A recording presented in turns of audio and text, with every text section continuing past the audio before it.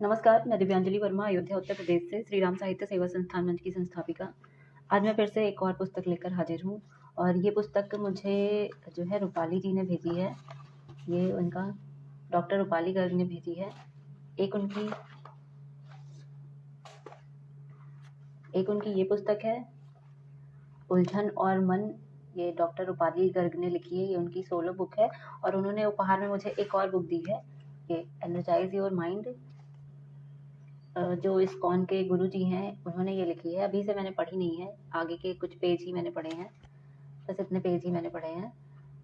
तो जब इसे पढ़ूंगी तो फिर इसके बारे में बताऊंगी। फिलहाल अभी मैंने ये बुक पढ़ी है, रूपाली जी की है, पीछे उनकी फ़ोटो भी है और उनका परिचय है। मैं उनका परिचय बताती हूँ। डॉक्टर रूपाली गर्ग, इनका जन्म उत्तर प्रदेश के एक छोटे से कस्बे चांदपुर में हुआ और इन्होंने 2007 में श्री आर के नारायण के उपन्यासों पर शोध करके पीएचडी की उपाधि अर्जित की। और इन्हें लेखन के साथ साथ कला मतलब ड्राइंग करने का भी बहुत शौक है। बहुत अच्छी ड्राइंग बनाती हैं और उसमें रंग अपने मतलब मनपसंद रंगों को भर के ये अपनी जो अभिव्यक्ति है, अपनी जो सोच है उसे व्यक्त करती हैं। तो अभी मेरे हाथ में जो ये पुस्तक है ये सुप्रसिद्ध लेखिका और हमारी संस्था की सम्मानित सदस्य डॉक्टर रूपाली गर्ग जी की पुस्तक है उलझन और मन। इस पुस्तक को मैंने पढ़ी है, बहुत अच्छी है। इसमें उन्होंने जो है बहुत अच्छे मैसेज दिए हैं। ज़्यादातर मैसेज उन्होंने महिलाओं के ऊपर दिए हैं और इस पुस्तक में भी उन्होंने मेरे लिए एक अच्छा सा मैसेज लिखा है। सबसे पहले पेज पे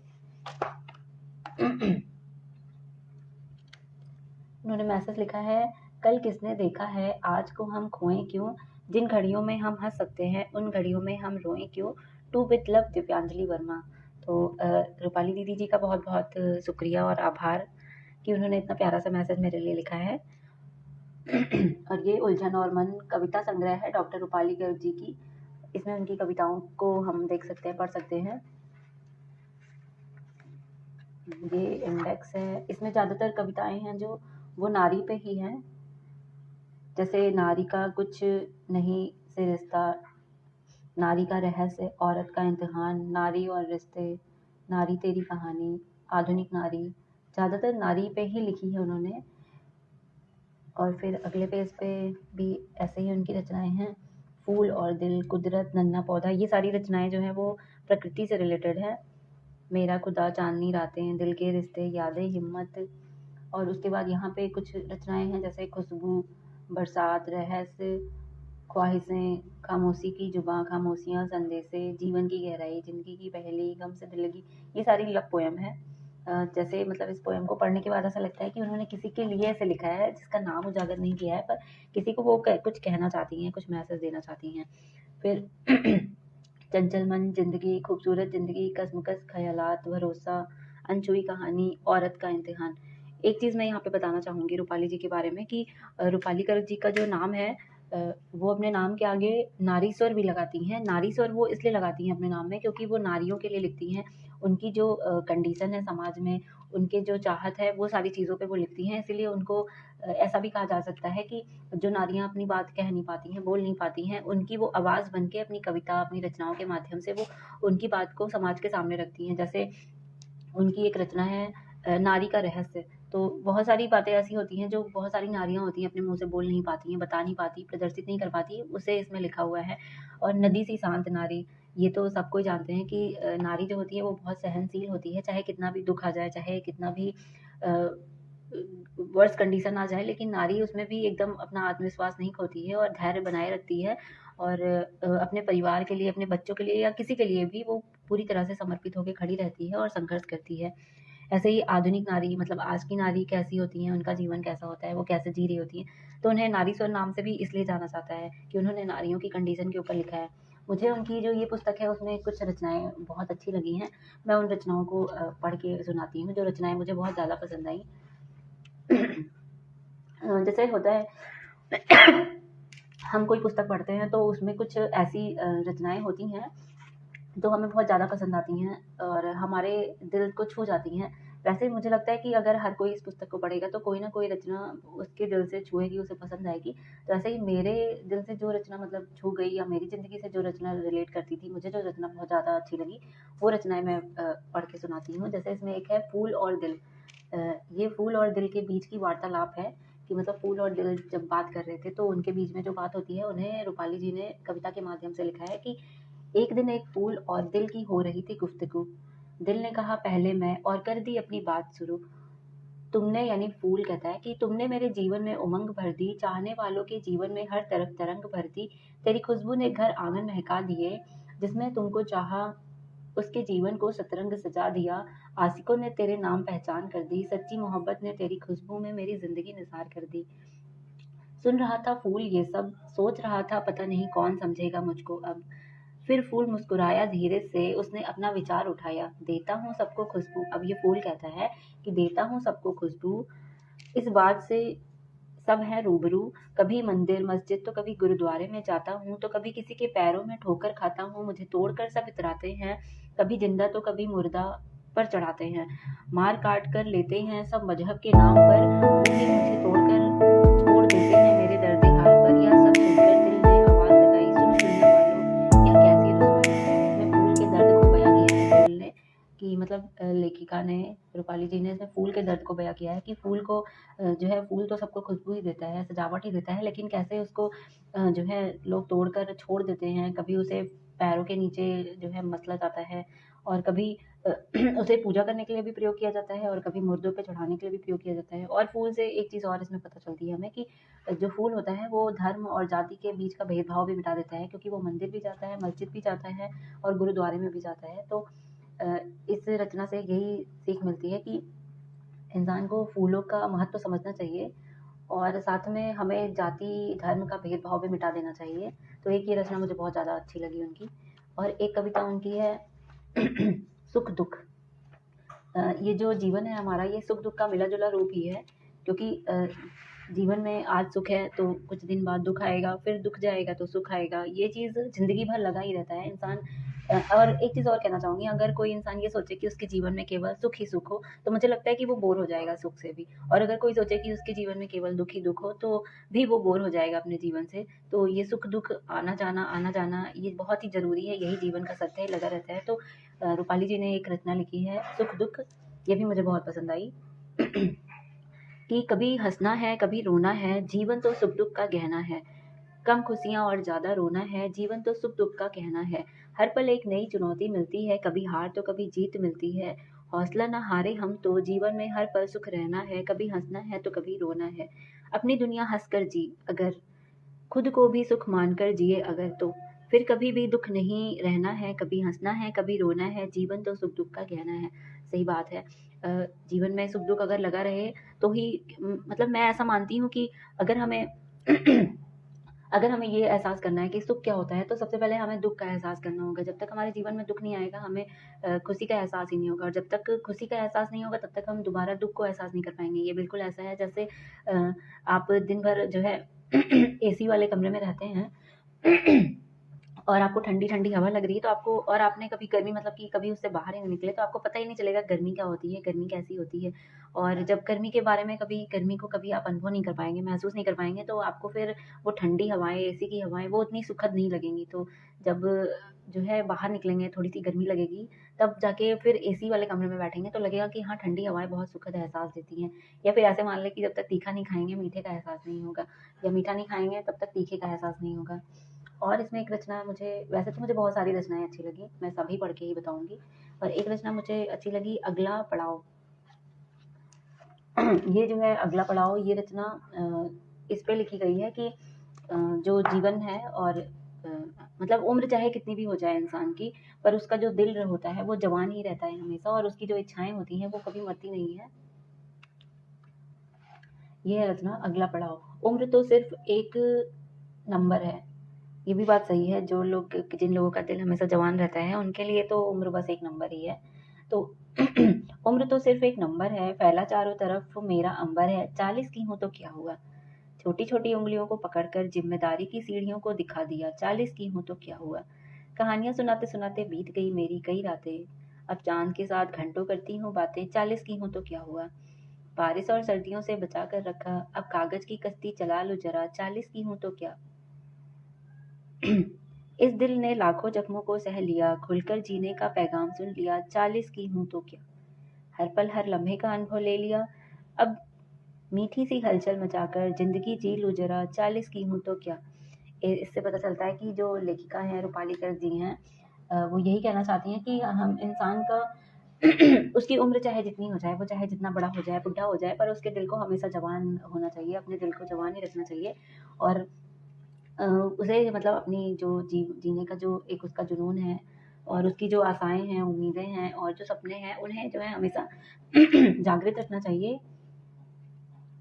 और बच्चों की तरह उन्हें सोचते रहना चाहिए, जिससे कि उनका जीवन जीने का जो एक उत्साह रहता है वो बना रहे। और अगली रचना जो मुझे बहुत पसंद आई वो थी चाहत। क्या चाहत भरा दिल मेरा क्यों तेरा ना हो सका, या चाहत भरा दिल मेरा क्यों तेरा ना हो सका, चाहता था तुझको मगर क्यों तुझसे जुदा हो गया। सिकवे हैं हमको बहुत तुमसे, क्यों क्या करे क्या गिला, दिल में जो हर पल था क्यों मेरा ना हो सका। ये चाहत भरा दिल, याद आती है तेरी हर वफा, हम भी नहीं बेवफा, वफा तुझसे ना कर सके और हो गए बेवफा। यादों पे पहरा तेरा था, रंगी हर सपना मेरा, चाहत से होता था हर दिन का सवेरा मेरा। या चाहत भरा दिल, दीवाना था ये दिल मेरा, मांगता था या हर पल दुआ, हर पल ही रहता था यूं आंखों में चेहरा तेरा, पाना था मुझको मगर क्यों मैंने तुझे खो दिया। चाहत भरा गुल मेरा मुझसे जुदा हो गया, या चाहत भरा दिल। ये तो लव पोएम लगती है कि मतलब जैसे कोई किसी को बहुत चाहता हो और वो उससे अलग हो जाए, तो फिर उसके दिल में जो चाहत उमड़ती है, उसे याद करके उसकी वफाओं को, उसकी बातों को, और उसके साथ को, और जो उसने सपोर्ट किया, जो भी चीज़ें होती हैं एक दूसरे के साथ रहने पर। अक्सर प्रेम में ऐसा होता है कि लोग जो है एक दूसरे को इस तरह से याद करते हैं, और उसका दिया हुआ साथ, उसके दिए हुए काम, उसके किए हुए वादे, वफ़ाएँ सारी कुछ ऐसे ही याद करते हैं। तो आप जो है ऐसे एक ऐसी पोएम के रूप में देख सकते हैं जो किसी अपने प्रिय के लिए लिखी गई हो, किसी प्रेमी द्वारा प्रेमिका के लिए, या प्रेमिका द्वारा प्रेमी के लिए। मुझे लगता है कि रूपाली जी ने इसी भाव को इस कविता में समाहित किया है, इसी भाव को महसूस करके, और फिर उन्होंने ये कविता लिखी है। तो अगर किसी को अपने प्रेमी या प्रेमिका को ऐसे कुछ मैसेज देना हो, तो वो इस कविता को या इस कविता की कुछ लाइनों को लेकर मैसेज दे सकता है। फिर अगली कविता है सच्चा या सच्चाई। ये भी मुझे बहुत पसंद आई। जीवन रंग जीवन का उड़ा, इसकी मैं 2 लाइनें पढ़ के सुनाती हूँ कि बस खोखला शरीर रह गया, रूठ कर मुझसे कोई मेरा अपना खो गया, दिल का उजाला होकर भी घनघोर अंधेरा छा गया, जिंदगी कुछ तो बता आखिर ये क्या हो गया, पल पल की है सजा या मेरा जीवन मेरा मुरझा गया। जब आँखों के सामने कुछ ऐसा होता है जो हम मतलब कि जैसे कोई खुशी होती है वो टूट जाती है, कोई सपना टूट जाता है, तो इस तरह से इंसान महसूस करता है। उसी को शब्दों में कविता के माध्यम से बयाँ किया गया है। और फिर है खामोशी की जुबां, कान तो सिर्फ आवाज़ें सुनते हैं पर सुकून तो खामोशी देती है। ये उन लोगों के लिए है, ये थोड़ी-सी आध्यात्मिक कविता है, क्योंकि खामोशी जो होती है वो अध्यात्म का पहला भगवान का खामोशी कह सकते हैं कि जो भगवान की भाषा है, ईश्वर की भाषा है, वो खामोशी ही है, और अध्यात्म की भाषा भी खामोशी ही है। और इसको जो लोग समझते हैं वो समझ सकेंगे कि खामोशी कितना सुकून देती है। यह मन रिवायतों से भरा है पर दिल को खुशी कुर्बत देती है, यूं ही कट जाती है जिंदगी मुंतजिर में, दिल को आराम तो अनदेखे पैगाम देते हैं, एक मीठा सा एहसास होता है जब लफ्जों में अरमान बयां होते हैं। तो खामोशी की जुबान बहुत अच्छी लगी मुझे। और मुझे एक कविता अच्छी लगी संदेशे। आजकल तो मैसेज, ईमेल, व्हाट्सएप, फेसबुक और मैसेज का ज़माना है, पर एक ज़माना हुआ करता था जब संदेश भेजे जाते थे, लोग एक दूसरे को खत भेजते थे। तो मुझे लगता है रूपाली जी भी उस टाइम की कवित्री हैं जब खत भेजे जाते थे, और वो भी भेजा करती थी खत। तो उन्होंने खत को ही मतलब अपने शब्दों में लिखा है कि जब खत आता है तो एक इंसान को कैसा महसूस होता है, उसे पढ़ के क्या-क्या महसूस होता है। कभी वो खत हमें बहुत रुला देता है, कभी वो खत हमें हँसा देता है, तो उसे इन्होंने कविता के माध्यम से व्यक्त किया है। जो लोग उस ज़माने में जीते होंगे, उस ज़माने में होंगे जब खत भेजा जाता था लोगों को, तो उन लोगों से ये कविता बहुत रिलेट करेगी। तो इस कविता का शीर्षक भी इसीलिए संदेशे लिखा गया है कि खत ने मुझको बहुत रुलाया, पल पल मेरा दिल घबराया, किसी को खत ने बहुत मचलाया, खत में उसकी माँ का चेहरा आया, गाँव की गलियाँ माँ की रोटी ने उसे बुलाया, दिल ही दिल में माँ का ख्याल बार बार आया, उसने यहाँ सब सोचा छुट्टी को पास कराया, क्योंकि दिल में था घर का साया, चलते चलते फिर ये ख्याल आया, तू किसी मोह माया में फंस कर आया, तेरा जमीर तुझको पुकारे, भारत माँ को दुश्मनों ने दिए अंगारे, भारत माँ का मुझ पर कर्ज, कैसे भूला मैं अपना फर्ज, माँ ने भेजा था देश की रक्षा करने मुझको, और मैं चल दिया कमजोर करके खुद को, यही सोचा मैं लौटा रणभूमि पर, सूरवीर बनकर ही आऊँगा अब घर पर, दुश्मनों के आगे कभी ना सिर झुकाऊँगा, भारत माँ की रक्षा हेतु हमेशा जान लुटाऊँगा।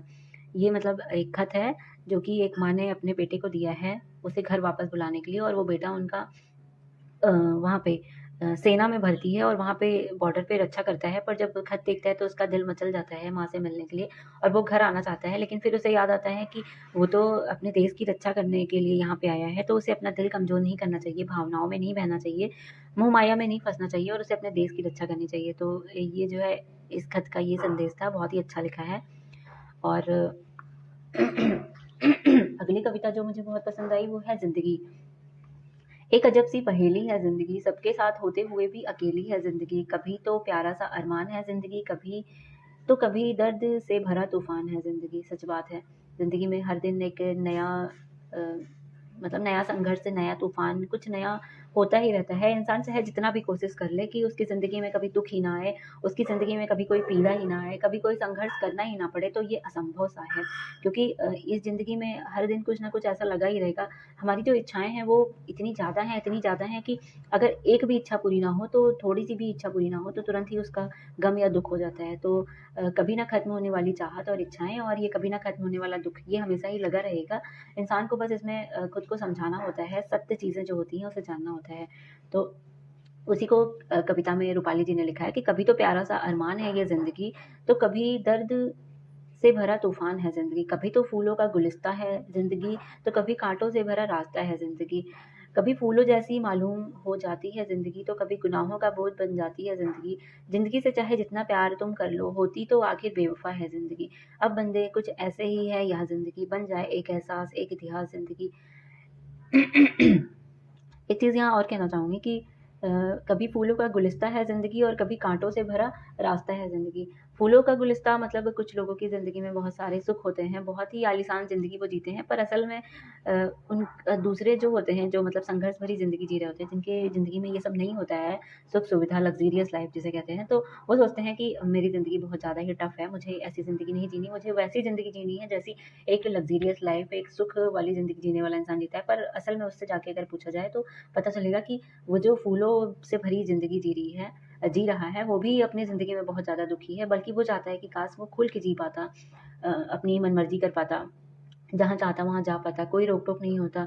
तो और एक कहते हैं डाउन टू अर्थ होके ज़िंदगी जी पाता। तो मतलब कि काँटों से भरी ज़िंदगी जो होती है, उसे वो लगता है कि वो डाउन टू अर्थ ज़िंदगी है, वो वैसी ज़िंदगी जीना चाहता है। और जो काँटों भरी ज़िंदगी जी रहा होता है, डाउन टू अर्थ होता है, कहीं भी आ-जा सकता है, आराम से अपनी मनमर्ज़ी कर सकता है, वो सोचता है काश मेरी लाइफ़ लग्ज़रियस होती। तो ज़िंदगी का तो बस यही है, सुख-दुःख लगा रहता है, और फूल-काँटे लगे रहते हैं, दुःख-दर्द लगा रहता है। कभी बहुत सारे प्यार मिल जाता है, तो कभी बहुत सारे दुःख मिल जाते हैं। तो ये ज़िंदगी पे उन्होंने लिखा है, ज़िंदगी के हर पहलू को एक कविता के माध्यम से कविता में समेटा है। और अगली रचना मुझे बहुत पसंद आई, वो है ख़यालात। लम्हा-लम्हा ख़यालात हालातों के लिए बदलते हैं।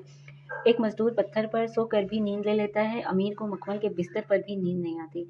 ये बात वो लोग समझ रहे होंगे जो है एसी वाले कमरे में रहते हैं, मखमली बिस्तर पे सोते हैं, और उनकी ज़िंदगी में कोई दुःख नहीं है, कोई भी पीड़ा नहीं है, उन्हें कुछ करना ही नहीं होता, बस आराम से बैठ के फ़ोन चलाओ, खाओ, पियो, मज़े करो। एक तरह से कह सकते हैं कि मखमल का बिस्तर होता है, पर फिर भी उन्हें नींद नहीं आती है, बहुत बेचैन होते हैं। कभी-कभी तो नींद के लिए नींद की गोलियाँ खाते हैं। और जबकि जो मज़दूर होता है वो दिन भर बहुत कड़ी मेहनत करता है पैसे कमाने के लिए, 2 वक़्त की रोटी के लिए, और फिर भी रात में वो जब सोता है तो पत्थर का भी बिस्तर अगर हो उसका, हम सब देखते ही हैं अक्सर कि जो मज़दूर होते हैं उनके घर में इतना अच्छा बिस्तर नहीं होता है। कुछ तो मज़दूर ऐसे होते हैं जो दोपहर की नींद लेने के लिए ज़मीन में ही सो जाते हैं। ईंटे को या पत्थर को ही अपना तकिया बना लेते हैं और उन्हें आराम से बहुत अच्छी नींद आती है। 2-3 घंटा वो आराम से सो के और फिर पूरी एनर्जी के साथ जाग जाते हैं। तो एक मज़दूर पत्थर पर भी सोकर नींद पूरी कर लेता है और अमीर को मखमल के बिस्तर पर भी नींद नहीं आती है। अपना सब कुछ दे दे ऐसी दया जिसके पास है, उसके पास धन नहीं। धनवान के पास दया क्या होती है इस बात का इल्म नहीं। ये भी एकदम जीवन की सच्चाई लिखी है उन्होंने कि जो लोग के पास सब कुछ होता है उनमें इतना अहंकार आ जाता है, इतना अहंकार आ जाता है कि उन्हें लगता है कि ये चीज़ मैं क्यों किसी को दूँ? मैंने बहुत मेहनत से कमाया है, ये मेरा है। और जिसके पास एक ऐसा एहसास होता है उसके मन में कि मुझे दूसरों पे दया करनी चाहिए, सबको सब कुछ देना चाहिए। काश मेरे पास इतने पैसे होते, मैं गरीबों की मदद करता, मैं उन्हें ये देता, मैं उन्हें वो देता। उनके पास पैसे नहीं होते हैं। अनजान लोगों को रिश्ते में ज्ञान जान लुटाते देखा है, वहीं कुछ लोगों को रिश्तों की तस्वीरों में बंद करते देखा है। अ, ये तो आज के बहुत बड़ी सच्चाई है कि जो अजनबी होते हैं, मतलब जब आपको मदद की ज़रूरत पड़ती है, तो सबसे पहले कोई अजनबी ही आके सामने खड़ा होता है, साथ खड़ा होता है, पर वो जो आपके परिवार के लोग हैं, आपके अपने लोग हैं, वो ही आपके खिलाफ आपको मुसीबत में डाल देते हैं। और इसका सबसे बड़ा उदाहरण तो आजकल जो ये पति पत्नी में इतने कांड हो रहे हैं, मर्डर केस हो रहे हैं, और इससे पहले जो भाई भाई में ज़मीन जायदाद को लेके झगड़ा हुआ करता था वो। और हम देखते हैं सास बहू में भी बहुत सारे झगड़े होते रहते हैं घर में अपनी मर्जी चलाने के लिए। तो इन सारी चीज़ों से ही पता चलता है कि आपस में लोग अपने ही होते हैं जो केवल फ़ोटो खिंचवा लेते हैं साथ में, और कुछ खुशी का पल होता है उसमें भी साथ में खड़े हो जाते हैं, पर उसमें भी वो नीचा दिखाने की ही कोशिश करते हैं दूसरों को, अपने परिवार वालों को ही। उनका कहीं से भी ये नहीं होता है कि हाँ, दूसरे लोग हमारे परिवार के आए हैं तो वो हमारे साथ खुशी में सेलिब्रेट करें, खुश हों। नहीं, उन्हें बस रहता है कि हमने आपसे अच्छा डेकोरेशन किया है, हमारी जो ये खुशी का पल है ये हमने आपसे अच्छी इसमें व्यवस्था करी है, तो आप देखिए कि आप क्या हैं और मैं क्या हूँ। और जब कोई मुसीबत होती है तो फिर उनके अपने रिश्तेदार, अपने ही लोग नहीं आते हैं, उनको फिर बाहर अजनबियों से मदद लेनी पड़ती है। तो इन सारी चीज़ों को उन्होंने कविता में व्यक्त किया है, बहुत ही सही बात लिखी है। एक तरह से कह सकते हैं कि जीवन की सच्चाई को रूपाली जी ने बहुत ही गहराई से महसूस किया है और फिर उसे कविता के माध्यम से व्यक्त किया है। अगर इसे समझना चाहें, इस पे किताब लिखना चाहें तो बहुत बड़ी, मतलब हर लाइन पे एक किताब बन सकती है और बहुत कुछ उसमें समेटा जा सकता है। अगली रचना जो मुझे बहुत पसंद आई वो है अनछुई कली। कि अनछुई कली ना जाने कब फूल बन गई, फिर किसी आंगन का गुल बन गई। एक पल में अपनी दूसरे पल में पराई, ना जाने कैसी रीत जग ने बनाई। ये एक बेटी के ऊपर लिखा गया है। बेटियां तो जानते हैं पैदा होती हैं अपने बाप के घर में, वहीं पे जो है पलती हैं, बड़ी होती हैं, सब कुछ अपने सपने वहीं पूरे करती हैं। पर जब बड़ी हो जाती हैं तो उनकी शादी करके उन्हें पराया कर दिया जाता है। तो एक पल में वो अपनी, दूसरे पल में पराई, ना जाने कैसी रीत जग ने बनाई। एक रिश्ते से ही उसने जाना, अब वो है किसी के आंगन का गहना। कभी वह माँ का सिर्फ हाथ बटाती, अब वो ससुराल के सारे फर्ज निभाती। दर्द क्या है या पता ना था उसको, अब चोट खाकर भी मुस्कुराना आता है उसको। दया प्रेम सच्चाई की मूरत, यही है एक बेटी की सूरत। ये एक बेटी का बलिदान, कि मतलब शादी से पहले जो बहुत ही छुई मुई जैसी थी, कोई काम नहीं करती थी या फिर अकेले नहीं करती थी, कोई काम माँ के साथ करती थी। और अगर उसे थोड़ा सा भी दर्द होता था तो उसके माँ बाप या उसका भाई बहन उसके लिए बहुत ज़्यादा चिंतित हो जाते थे। और जो है, मतलब बहुत सारी चीज़ें होती हैं, वो एकदम ऐसी थी जैसे अपने घर की राजकुमारी हो, जिसकी चिंता उसके घर वालों को होती थी। शादी के बाद ये सारी चीज़ें बदल जाती हैं। अब क्या होता है, दर्द दुख क्या होता है, ये उसे खुद ही महसूस करना होता है और उसमें भी मुस्कुराना होता है, और कोई उसका दर्द समझता नहीं है। अगर वो किसी से बताए भी तो लोग कहते हैं इतनी छोटी सी चोट है, इसके लिए क्या इतना नाटक करना। बल्कि अब तो वो इतनी ज़्यादा बहादुर हो जाती है शादी के बाद कि अपने बच्चों के लिए वो खुद पूरी दुनिया से लड़ने को तैयार हो जाती है, खुद अपने पैरों पर खड़ी हो जाती है। और एक पोयम जो सबसे लास्ट में उन्होंने लिखी है, ये मुझे बहुत पसंद आई। इसके बाद ये ख़त्म है कि अचानक, कल तक जो मेरे दिल के करीब था, कल तक जो मेरा नसीब था, आज अचानक वह कहाँ खो गया, उसका प्यार क्यों बेगाना हो गया। ये किसी लव वन के लिए लिखा गया है। ऐसा कह सकते हैं कि एक प्रेमी के द्वारा प्रेमिका के लिए या प्रेमिका के द्वारा प्रेमी के लिए, कि कल तक जो मेरे दिल के करीब था, कल तक जो मेरा नसीब था, आज अचानक वो कहाँ खो गया, उसका प्यार क्यों बेगाना हो गया। क्यों अब वो हंसी एहसास नहीं, क्यों अब वो चाहत भरी मुलाकात नहीं। क्यों हो गए करीब फासले, क्यों हो गए हमसे दूर रास्ते। क्यों दिल उसको याद है करता, क्यों या हर पल फरियाद है करता। ख्वाबों में उसका चेहरा है दिखता, पर हकीकत से कोई रिश्ता नहीं मिलता। ये ऐसा लिखा गया है जैसे कोई किसी से प्यार करता हो। आप इसे दोस्त के रूप में भी ले सकते हैं, या फिर जो पति पत्नी होते हैं उनके साथ भी ले सकते हैं, कि साथ में थे कल तक और अचानक से दूर हो गए, तो दूर होने के बाद कितना अकेलापन महसूस होता है। उसके साथ जो पल बिताए, उसके साथ जो हंसे मुस्कुराए और उसके साथ जो यादें थी, वो सारी यादें याद आती हैं। और कितने, मतलब कि कितने करीब हुआ करते थे, हर पल साथ रहा करते थे। पर जब कोई दूर हो जाता है तो कैसे लगता है कि एक पल में ही वो दूर हो गया जब कल तक करीब था। तो इस चीज़ को महसूस करके उन्होंने अपनी कविता में लिखा है। अब ये सच में, मतलब उनके साथ ऐसा कुछ घटित हुआ है या फिर उन्होंने केवल कल्पना करके इस चीज़ को अनुभव करके लिखा है, ये तो रूपाली जी से ही पता चल पाएगा, रूपाली जी से बात करने के बाद ही।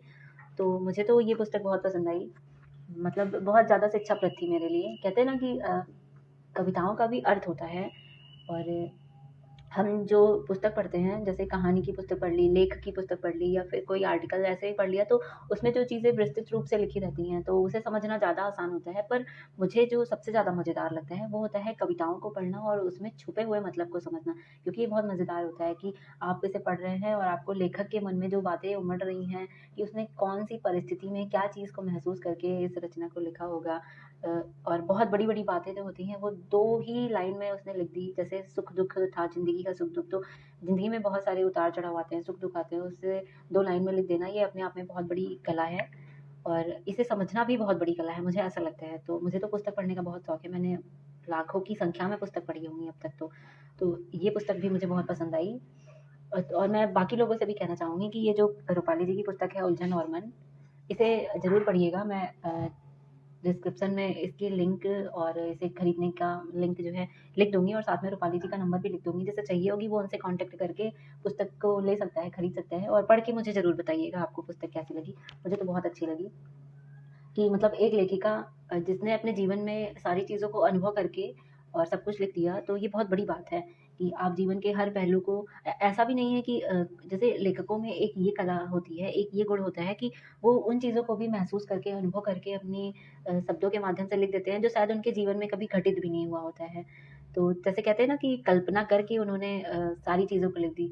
तो इस पुस्तक में भी उन्होंने ऐसे ही कल्पना करके ज़िंदगी के ऊपर, नारी के ऊपर, लड़कियों के ऊपर, उनकी स्थिति के ऊपर, फूलों के ऊपर और भी बहुत सारी ऐसी चीज़ें हैं जो हमारे जानने योग्य हैं और हमें छोटी-छोटी लाइन के माध्यम से बहुत ही ज्ञान और जानकारी देती हैं। ऐसी कविताएँ उन्होंने इसमें लिखी हैं। तो मैं सबसे यही कहूँगी कि रूपाली गर्ग जी की पुस्तक को ज़रूर मँगा के पढ़िएगा, उनकी कविताओं को पढ़िएगा और मुझे कमेंट करके ज़रूर बताइएगा कि आपको कैसी लगी। अगर मुझे इस पे 10 में से नंबर देना पड़े तो मैं तो इसे दूँगी 9।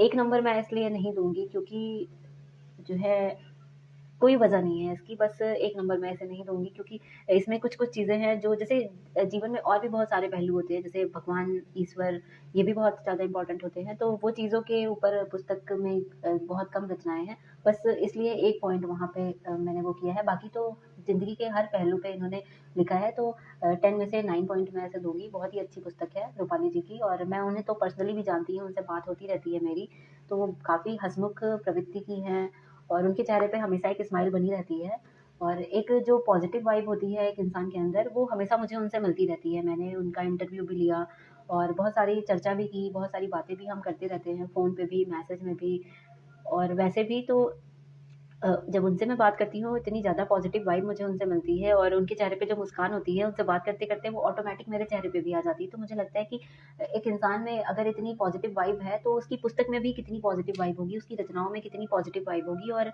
ये जब दूसरे लोग पढ़ेंगे तो उनमें भी कितनी पॉज़िटिविटी आ जाएगी और वो कितना सकारात्मक सोचेंगे और मुस्कुरा उठेंगे उनकी रचनाएँ पढ़ के। जैसे कि मैं भी उनकी कुछ रचनाएँ पढ़ के बहुत खुश हो जाती हूँ, मुस्कुराने लगती हूँ, दिल से खुश हो जाती हूँ, तो बाकी लोगों के साथ भी ऐसा ही होगा। तो मैं सबको यही सजेस्ट करूँगी कि रूपाली गर्ग जी की पुस्तक को ज़रूर पढ़िएगा। आपको भी एक पॉज़िटिव वाइब महसूस होगी, ऐसा लगेगा कि इस पुस्तक में ही कितनी ज़्यादा पॉज़िटिव एनर्जी है जो आपको जो है बहुत अच्छी लगती है। धीरे-धीरे आपकी ज़िंदगी सकारात्मक होती चली जाती है और आपके चेहरे पे अपने आप ही एक अच्छी-सी मुस्कान और दिल में खुशी, सुकून ऐसा मन में उठने लगता है। और अगली बार मैं फिर से एक और नई पुस्तक लेकर आऊँगी, उसे पढ़ूँगी और उसपे अपना रिव्यू दूँगी। जय श्री राम।